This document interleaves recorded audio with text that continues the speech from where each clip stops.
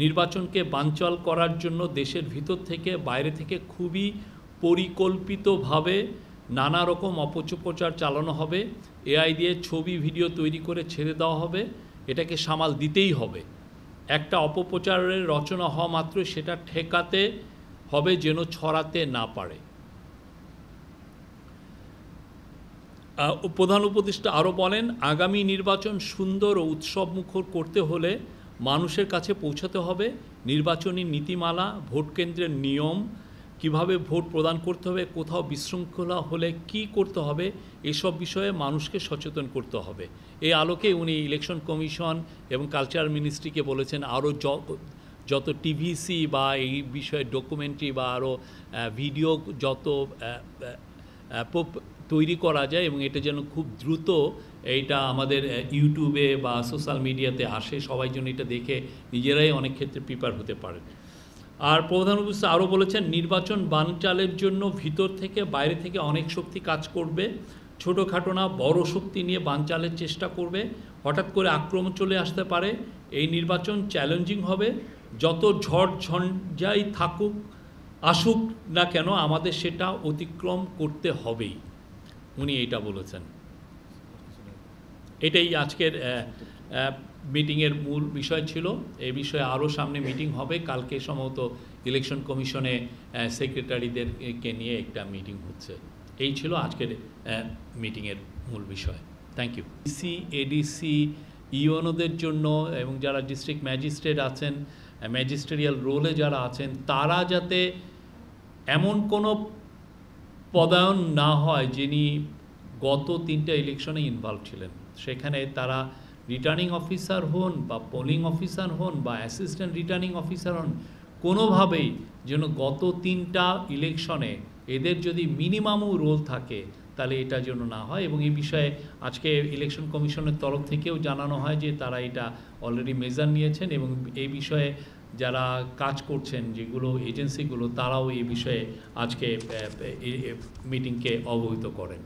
আর পদায়নের ক্ষেত্রে কি কি ক্রাইটেরিয়া হবে এবং কিভাবে পদায়ন হবে সে বিষয়েও সুনির্দিষ্ট মানে র্যান্ডমলি যাতে এদেরকে দেওয়া হয় এবং যিনি সবচেয়ে বেশি ফিট তাকে কিভাবে ফিট আপনি তার যেই ধরনের ক্রাইটেরিয়া আছে তাকে এই ফিটনেসটা দেখার জন্য উনি শারীরিকভাবে কতটুকু ফিট, ওনার এসিআরটা কীরকম, ওনার পলিটিক্যাল ব্যাকগ্রাউন্ডে সেরকম আগের কোনো পলিটিক্যাল ব্যাকগ্রাউন্ড আছে কি না, ওনার কর্মদক্ষতা কীরকম, আগে পোস্টিংগুলো কোথায় ছিল, ওনার বিপরে কোনো ধরনের নিউজ পত্রিকায় কোনো ধরনের কোনো রিপোর্ট এসছে কিনা, অনেকগুলো বিষয় দেখে দেখা হচ্ছে যে কে এই পুরো বিষয়গুলো সবচেয়ে ফিট এবং যিনি ফিট তাকে দেওয়া হবে হচ্ছে সবচেয়ে ভালনারেবল জায়গায় এবং এটা র্যান্ডমলি সিলেক্ট করা হবে এবং এতে সর্বোচ্চ যাতে এফর্টটা দিতে পারেন সেই বিষয়টা লক্ষ্য রাখা হয়েছে। চিফ অ্যাডভাইজার বলেছেন যে we have to hope for the best but prepare for the worst. সবাই যেন প্রিপেয়ার থাকি, যে কোনো বিষয়ে যে কোনো পরিস্থিতির জন্য যেন আমরা প্রিপেয়ার থাকি, সেটা উনি বলেছেন। আর পদায়নের ক্ষেত্রে নিজ জেলায় যাবে না কেউ, বা যদি কেউ তার এখানে আত্মীয় থাকে, বিশেষ করে শ্বশুরবাড়ি থাকে, সেখানেও তার পোস্টিং সেখানে হবে না। আর এই আরেকটা বিষয় দেখা হবে যে তাদের কোনো আত্মীয় স্বজন প্রতিদ্বন্দ্বিতা করছে কিনা, সেক্ষেত্রেও সেই বিষয়ে পদায়নের বিষয়টা এটা খুবই লক্ষ্য রাখা হবে। আর এই বিষয়ে কাজ যে কর্মসূচি সেটা 1 নভেম্বর থেকেই শুরু হবে আপনার। এবং একই বিষয়ে পুলিশের তরফ থেকে বিশেষ করে লেফটেন্যান্ট জেনারেল জাহাঙ্গীর আলম চৌধুরীও জানিয়েছেন যে তারাও এইভাবেই দেখছেন যে কে সবচেয়ে ফিট এবং তারা এইভাবে অলরেডি একটা লিস্টও করে ফেলেছেন 64 জনের, যে কোথায় কাকে কোথায় দেওয়া হবে এবং এইটা যাতে র্যান্ডমলি হয় এবং এই বিষয়ে যাতে সর্বোচ্চ নিউট্রালিটি এবং আনবায়াস থাকে সেই বিষয়ে আজকে চিফ অ্যাডভাইজার বারবার বলেছেন। আমি আজ সোশ্যাল মিডিয়া নিয়ে যথেষ্ট আলাপ হয়েছে। সোশ্যাল মিডিয়ার মাধ্যমে আপনারা জানেন যে কিভাবে মিসইনফরমেশন ডিসইনফরমেশন ছড়ানো হচ্ছে, সেটা নিয়ে আজকের মিটিংয়ে বড় রকমের আলাপ হয় এবং দুইটা কমিটি করার কথা বলা হয়। একটা হচ্ছে সেন্ট্রাল কোঅর্ডিনেশন কমিটি, যারা এই পুরো কোঅর্ডিনেশনটা করবেন, এবং এই সেন্ট্রাল কোঅর্ডিনেশন কমিটিটা যাতে একদম উপজেলা পর্যন্ত এই কমিটিটা থাকে, এইটার জন্য বলা হয়েছে এবং সেই বিষয়ে অলরেডি স্টেপ নেওয়া হচ্ছে। আর একটা হচ্ছে যে সেন্ট্রাল কমিটি ডিসইনফরমেশনের জন্য একটা কমিটি, এটা পুরো আপ টু সেন্ট্রাল একটা ইলেকশন কমিশনেও থাকবে, এটা এখানে মন্ত্রণালয়গুলোতেও থাকবে যারা এই বিষয়গুলো দেখছেন। আর অ্যাট দ্য সেম টাইম এটা উপজেলা লেভেল পর্যন্ত থাকবে, ডিস্ট্রিক্টে উপজেলা লেভেলে, যাতে ইনস্ট্যান্টলি একটা, আপনারা জানেন যে একটা সমস্যা হচ্ছে যে যদি কোনো ফেক নিউজ ছড়ানো হয় বা ডিসইনফরমেশন, দেখা গেলো এমন একটা ডিসইনফরমেশন ছড়ানো হচ্ছে বা এমন এআই দিয়ে এমন একটা ভিডিও ছড়ানো হচ্ছে যেইটা আপনাকে ফ্যাক্ট চেক করতে করতেই অনেক সময় আমাদের দেরি হয়ে যায়। তো এইটা যাতে, এই ফ্যাক্ট চেকিংয়ের টাইমটা যাতে খুব কম সময় করা যায় সেই বিষয়ে আজকে স্ট্রেস দেওয়া হয়েছে, এবং এই বিষয়ে যা লজিস্টিক্যাল যা সাপোর্ট আছে লাগে সেটার জন্য আইসিটি মিনিস্ট্রিকে বলা হয়েছে এবং কালচারাল মিনিস্ট্রিকেও বলা হয়েছে। তারা এই ব্যাপারে সুনির্দিষ্ট মুভ খুব সহজেই নেবেন যাতে ফ্যাক্ট চেকিংগুলো খুব দ্রুত করা যায় এবং এই যে কোনো এই সমস্যা, এই সোশ্যাল মিডিয়া দিয়ে যে এই ডিসইনফরমেশন বা মিসইনফরমেশন বা ফেক নিউজের যে কোনো উদ্ভূত পরিস্থিতিতে যাতে গভর্নমেন্টের পুরো মেশিনারি খুব দ্রুত এবং ডিসাইসিভলি অ্যাক্ট করতে পারে, যাতে এই ফেক নিউজগুলোকে সরানো যায়। এবং এটার ক্ষেত্রে আরেকটা বলা হয়েছে যে আপনি জানেন বাংলাদেশের ক্ষেত্রে সবচেয়ে বেশি ফেক নিউজ ছড়া হয় ফেসবুকের মাধ্যমে। তো ফেসবুকের সাথেও এই আমরা যাতে আরও গভীরভাবে নিবিড়ভাবে কথাবার্তা বলে যে আমাদের যে কনসার্নগুলো সেগুলো তাদেরকে জানাই, সে বিষয়েও জানানো হয়েছে। আর আজকে সিকিউরিটি সিচুয়েশন নিয়ে আলাপ হয়েছে, কিভাবে ডিপ্লয়মেন্ট হবে। আর্মির তরফ থেকে বলা হয়েছে যে 92,500 মতো ডিপ্লয় আর্মি এবং নেভি ট্রুপস ডিপ্লয় থাকবে, তার মধ্যে 90,000 হচ্ছে আর্মি, বাকিটা হচ্ছে নেভি, তারা ডিপ্লয়েড থাকবে। আর্মি পুরো বাংলাদেশের প্রত্যেকটা উপজেলায় তারা এক কোম্পানি করে তাদের ডিপ্লয়মেন্টটা থাকবে। এবং এছাড়া সিকিউরিটি সিচুয়েশন, বিশেষ করে 72 ঘন্টা আগের যে সিচুয়েশনে, যে ইলেকশনের আগের 72 ঘন্টা এবং ইলেকশনের পরের যে উদ্ভূত পরিস্থিতি, এগুলো কীভাবে ট্যাকেল করা যায় এবং সেই বিষয়ে কীভাবে স্থানীয় জনগণ, ভলান্টিয়ার, এদেরকে কীভাবে সম্পৃক্ত করা যায় সেই বিষয়েও বিস্তারিত আলোচনা হয়েছে। আজকে ট্রেনিংয়ের বিষয়ে আলাপ হয়েছে যে আপনি জানেন যে ট্রেনিংটা খুব জরুরি, বিশেষ করে আমরা বডি অন ক্যামেরা, কালকে এটা নিয়ে মিটিং হয়েছে, সেটা প্রকিউর করা হয়েছে, সেইটা কিভাবে ট্রেনিং করা যায়। আনসারের সবচেয়ে বেশি ডেপ্লয়মেন্ট থাকবেন আনসারের সদস্যরা, আনসারের সদস্যদের অলরেডি ট্রেনিং হচ্ছে এবং ট্রেনিংটা যাতে আরও এফেক্টিভ ট্রেনিং হয় এবং এই বিষয়ে ট্রেনিং রিলেটেড যতগুলো ভিডিও আছে এটা খুব দ্রুত যাতে এটা ইলেকশন কমিশনের ওয়েবসাইটে বা টিভি, স্টেটন টিভি, বিটিভিতে এটা আসে, সে বিষয়েও চিফ অ্যাডভাইজার বারবার বলেছেন এবং এটা খুব দ্রুত এই কাজটা করার কথা। মানে এই রিলেটেড প্রিপারেশনগুলো খুব দ্রুত পসিবলি বাই 15ই নভেম্বরের মধ্যে নেওয়ার জন্য বলা হয়েছে। প্রথমটার উত্তর হচ্ছে আক্রমণে আপনি এখনই তো দেখছেন যে অনেকে নির্বাচন বানচালের জন্য দেশে বসে অনেকে অনেক ধরনের কনস্পাইরেসি করছে, আমরা এটা স্পষ্ট দেখছি। সেই বিষয়ে উনি সবাইকে অ্যালার্ট থাকতে বলেছেন, কেননা যারা পতিত স্বৈরাচার এবং তার দোসররা, তারা তো অবশ্যই চাবে না যে দেশে একটা ফ্রি ফেয়ার ইলেকশন হোক। আপনি তার সেই 15.5 বছরে ধরে একটা ফ্রি ফেয়ার ইলেকশন হয়নি, একটা শুধুমাত্র তো সাধারণ ইলেকশন না, ওই সময় বোধহয় কত 10-15 হাজার ইভেন রুট লেভেলেরও তো ইলেকশন হয়েছে, ইউপি ইলেকশন হয়েছে, যে চেয়ারম্যান, উপজেলা চেয়ারম্যানের ইলেকশন হয়েছে, আপনার মেয়রের ইলেকশন হয়েছে, পৌরসভার ইলেকশন হয়েছে, একটা ইলেকশনও ফেয়ার হয়নি। তো ওরা চাবে না যে বাংলাদেশে আর একটা ফেয়ার ইলেকশন হোক, কারণ এটা আনফেয়ার থাকলে ওরা দেশে চায় একটা ইনস্টেবিলিটি তৈরি করতে। সেই বিষয়েই চিফ অ্যাডভাইজার বলেছেন, সবাইকে বলেছেন সতর্ক থাকতে। অবশ্যই এটা মনে বলেছেন যে আমাদের লক্ষ্য একটাই, বাংলাদেশের ইতিহাসে সবচেয়ে ভালো একটা ইলেকশন করা।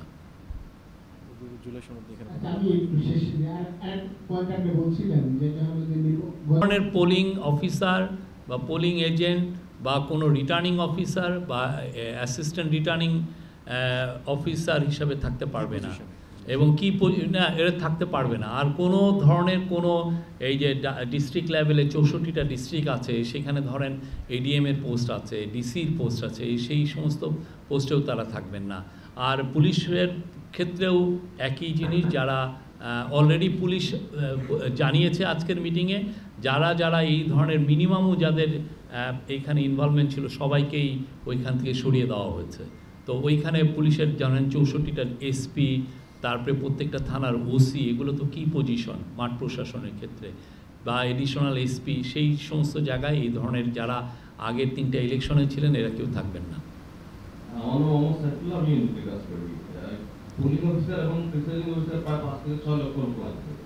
গত 3টা নির্বাচন যদি তারা রিটার্নিং অফিসার অ্যাসিস্ট্যান্ট ওদেরকে যদি বাদ দেয় তাহলে আমরা এই লোক প্রস্তুতি নিবে, এটা একটা বিষয়। না, আমাদের হিসাবে প্রায় 4,89,000 যদি পোলিং অফিসার, তারপরে এর মধ্যে তো অনেক প্রাইভেট সেক্টরের আছেন। Returning officer, assistant returning officer মূলত আসেন হচ্ছে সরকারি কর্মকর্তাদের মধ্য থেকে। তো এটা স্ক্রুটিনি করা খুবই ইজি, আর ওগুলোও স্ক্রুটিনি করা খুব ইজি। আমরা এটার ব্যাপারে সর্বোচ্চ এফার্ট দেওয়া হচ্ছে, ইন্টেলিজেন্স এজেন্সিগুলো হেল্প করছে। তো আমরা নিশ্চিত যে এই সময়ে কোনো রকমের যারা আগের ইলেকশনগুলো এই মিনিমামও যাদের ইনভলভমেন্ট ছিল তারা কমেন্ট করতে পারবো, আমাদের আইসিটি বলবেন। তবে একটা বিষয় সবসময় আমরা বারবার বলছি, এবং এখন ইউএনের রিপোর্টেও এটা ইস্টাবলিশ, যে এই 21শ শতাব্দীতে ওনার চেয়ে বড় তো খুনি বা হিউম্যান রাইটস ভায়োলেশন এরকম ভয়ানকভাবে কেউ করেন নাই।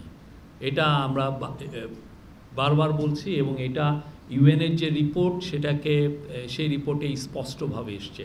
পরবর্তীতে আল জাজিরা তাদের 1 ঘন্টার একটা প্রোগ্রাম করেছে, সেখানে আসছে, এবং বিবিসিতেও আসছে। ওখানে স্পষ্ট শোনা যাচ্ছে যে উনি খুন করার নির্দেশ দিচ্ছেন। তো যারা ওনাকে ইন্টারভিউ করছেন, আমাদের কাছে আমরা অবশ্যই মনে করি যে এই কনটেক্সটটার জন্য কেউ ভুলে না যান।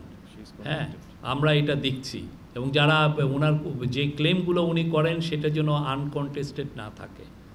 আমরা কালকে ইভেন একটা লোকাল নিউজ মিডিয়াতেও দেখলাম যে আইসিসিতে তার পার্টি একটা করছে, এবং সেখানে তিনি যে এই ভয়ানক রকমের হিউম্যান রাইটস ভায়োলেশন করছেন তার আমরা কোনো ধরনের কোনো মেনশনও আমরা দেখি নাই। এটা খুবই আনফর্চুনেট। এবং আমরা ওইটাও দেখেছি যে উনি ক্লেম করে, আওয়ামী লীগ ক্লেম করছে 400 জন মারা গেছে, কিন্তু কতজন মারা গেছে তাকে এটা আনকনটেস্টেড তাকে দেওয়া হচ্ছে। এবং কারা এটা করেছে, তার যে আইসিসিতে দিয়েছে যে ডাউটি স্ট্রিট, এখন তারা বা আমাদের টাকা চুরি করছে, আমাদের টাকা চুরি করে নিয়ে যায় পুরো ইউকের সবচাইতে দামি ল ফার্মকে হায়ার করে এই ধরনের কাজ তারা করছে, এখন কমপ্লেন ফাইল করার করছে। তারাও আপনি এটা গ্রেসফুলি অ্যাকসেপ্ট করেছেন। আপনি কোনো ভায়োলেন্স দেখেছেন? আমি লাস্ট টাইম ঢাকা ইউনিভার্সিটিতে আমি যখন পড়েছি তখন যে ইলেকশন আমরা দেখেছি, যেই ধরনের ভায়োলেন্স, একটাও not a single incident of violence এই 4টা ইলেকশনে, not a single incident of violence. কেউ বলবে না যে আমাকে এসে উনি মেরেছেন বা আমাকে প্রহার করেছেন বা এই গোষ্ঠীগতভাবে এসে এই গ্রুপকে অ্যাটাক করেছে। অনেকে কমপ্লেন করেছেন, অনেকে এটা নিয়ে অস্থিরতা প্রকাশ করেছেন যে এত স্লো হচ্ছে কেন রেজাল্ট, এটা নিয়ে এক ধরনের ডিসঅ্যাপয়েন্টমেন্ট ছিল। বাট আমরা বলবো যে 4টা ইলেকশন বাংলাদেশের ইতিহাসে, স্টুডেন্ট কাউন্সিলের ইলেকশনের ইতিহাসে খুবই স্মরণীয় ইলেকশন। Thank you. আপনি তো করলেন তো না, সে প্রথমে শেষ করতে দেয়নি। জি, আমি বললাম তো ভোটের প্রস্তুতি নিয়ে আলোচনা হয়েছে, কিন্তু গণভোট নিয়ে কোনো আলোচনা হয়নি। আগে মইনুল বলুক। চলে আসছে, অসুবিধা নেই। এটার উত্তর আমি দিয়ে দিয়েছি। এখানে একটা প্রশ্ন বলেন, ওইটা নিয়ে কোনো রিঅ্যাকশন না। দেখিনি। আমরা এটা এখনো দেখি নাই, বাট আওয়ামী লীগ তো নাই, আমরা তো কোথাও আওয়ামী লীগকে দেখি না। দুই একটা ঝটিকা মিছিল করেন এবং সেই অনুযায়ী কেউ কেউ হয়তো বা $2 পান, এই তো। ভাই সালাম আলাইকুম। বলেন। ভাই এখান থেকে। ভাই আমি রাহিমুল ইসলাম রিঙ্কু, কাজ করছি ইন্ডিপেন্ডেন্ট টেলিভিশনে। ভাই আপনারা যেহেতু নির্বাচনের প্রস্তুতি বিষয়ে আলোচনা হয়েছে বলছেন, আর সেক্ষেত্রে আমরা আগের নির্বাচনগুলোর ক্ষেত্রে যেমন স্বচ্ছতা বা আমরা দেখেছি যে দিনের ভোটটা রাতেই হয়েছে, তো এবারের ভোটটা আপনারা বলছেন যে ইতিহাসের সবচেয়ে সুন্দর নির্বাচন হবে, তো সেক্ষেত্রে স্বচ্ছতা বা নিরপেক্ষতার ক্ষেত্রে নতুন কোনো আপনারা পদক্ষেপ নিচ্ছেন কিনা, যেগুলো একেবারেই নতুন নতুন নিয়ে আসছে? স্বচ্ছতা আর নিরপেক্ষতার জন্যই তো এই এতগুলো কথা আমি বললাম। এই আজকের মিটিংটা কি জন্য, যে যাতে একটা স্বচ্ছ ইলেকশন হয়, নিরপেক্ষ ইলেকশন হয়। এই যে সরকার যে ব্যবস্থাগুলো নিচ্ছে, স্টেপসগুলো নিচ্ছে, মেজার নিচ্ছে, পুরোটাই তো হচ্ছে যে একটা স্বচ্ছ, একটা ফ্রি, একটা ফেয়ার, একটা ক্রেডিবল একটা ইলেকশন করা। এটা এই গভর্নমেন্টের একটা নৈতিক দায়িত্ব এবং সেই লক্ষ্যে তারা কাজ করে যাচ্ছে। আজকে এই যে বড় মিটিংটার পুরো 2 ঘন্টা আলোচনাটাই ছিল এরকম, এইটার স্বার্থে কি কি করা যায় এইটার জন্য এই আলোচনাগুলো। ভাই, ভোট কেন্দ্রের দিন, নির্বাচনের দিন, ওই ভোট কেন্দ্র কেন্দ্রিক কোনো বিশেষ পদক্ষেপ নেওয়া হচ্ছে কিনা? বর্তমান ক্যামেরার কথা বললেন, এর পাশাপাশি অন্য কোনো কিছু পদক্ষেপ নেওয়া হচ্ছে কিনা? ওই যে ভোট কেন্দ্রে কারা কারা সার্ভিং করবেন, কারা কারা পোলিং অফিসার হবেন, কারা কারা রিটার্নিং অফিসার হবেন, সেগুলো নিয়ে তো আলাপ হয়েছে, আমি তো বললাম। Thank you. শেষ প্রশ্ন।